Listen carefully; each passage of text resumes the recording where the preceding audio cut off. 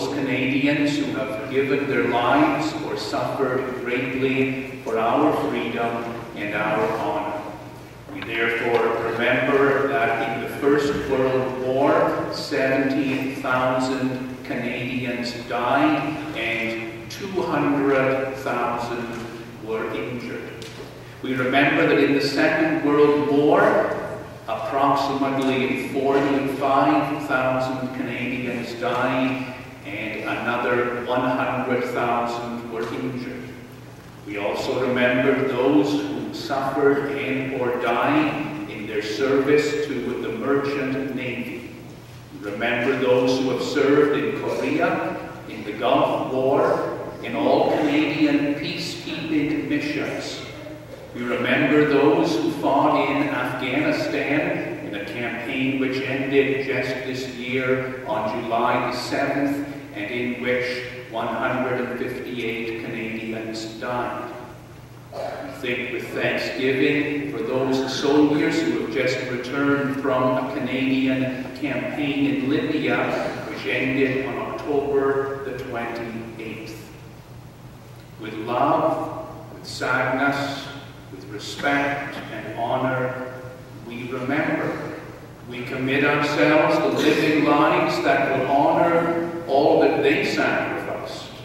Through their sacrifice, we are called to a new and better future.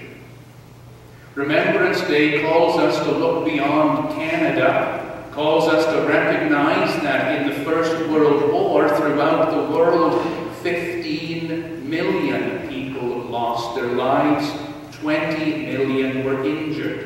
That in the Second World War, 60 million people died. 2.5% of the population of the whole planet was lost in that 4-year period. We are awed and shocked and newly saddened to remember that. Beyond that, we remember more than just the cost in numbers. We have to ask ourselves, what else has humanity lost because of war? How much medical care? How much medical research? How much education? How much food production? What might the human race have been if we had not diverted so much of our energy and our time and our resource into armed conflict? What could we have been? With that question deep in our hearts and souls, we have to ask the next question: what shall we be in the years to come?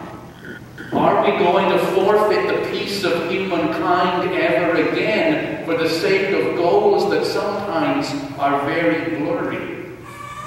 On October the 31st, this planet passed an amazing milestone, the milestone of 7 billion in population. What will the future be for 7 billion and ever growing on this planet? Will it be a future of war and famine, pestilence and death? Or is there a hope for change? Do we have any right to be optimistic that in our remembrance of past conflicts, we will avoid conflict in the future and we will create a world filled with goodness and richness?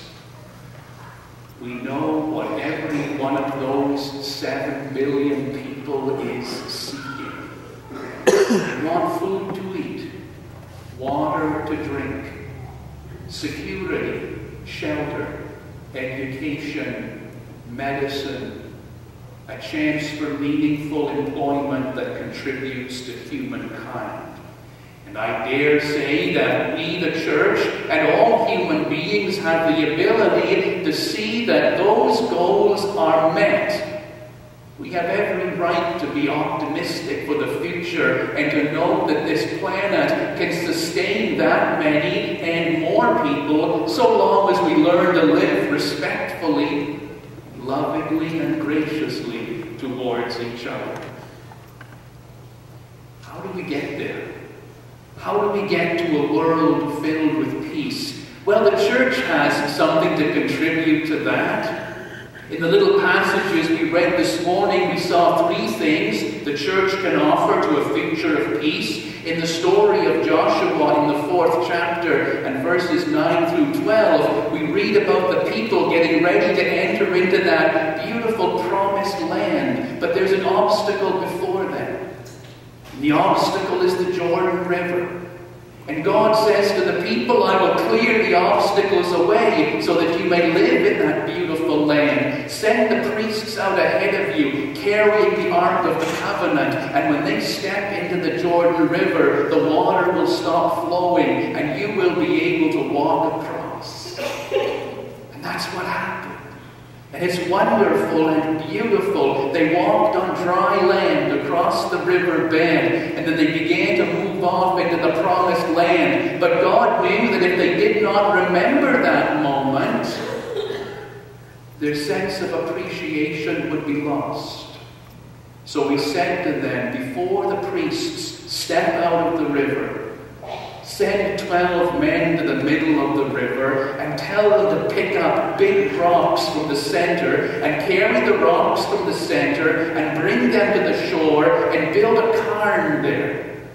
Cairn of 12 stones representing the 12 tribes. And let those stones stay there forever. And whenever your children say, what do those stones mean? You will say to them, they are a symbol for us to have remembrance of all that the Lord has done for us. And so the stones stayed there. The people remembered. And that's why every year when Remembrance Day comes around, we remember. It's because if we don't have some meaningful outward symbol, we forget. It may already be that we live in a society where the majority of people do not recognize or remember Remembrance Day. And they have forgotten the terrible cost of war. And when people forget, they repeat the mistakes of the past again. Let us as the church be that body which acknowledges the power of remembrance. And it's not always with a pile of rocks. There are so many other wonderful symbols of remembrance that call us to peacemaking and compassion in the future.